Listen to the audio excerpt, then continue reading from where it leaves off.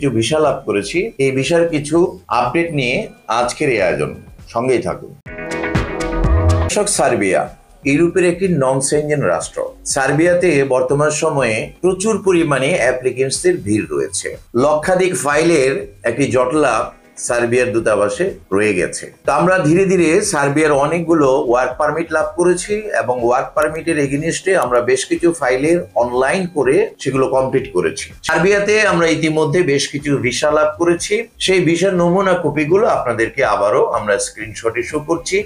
প্রথমে রয়েছে আমার কাছে সোহেল রানা, তার একটি স্ক্রিনশট শো করলাম।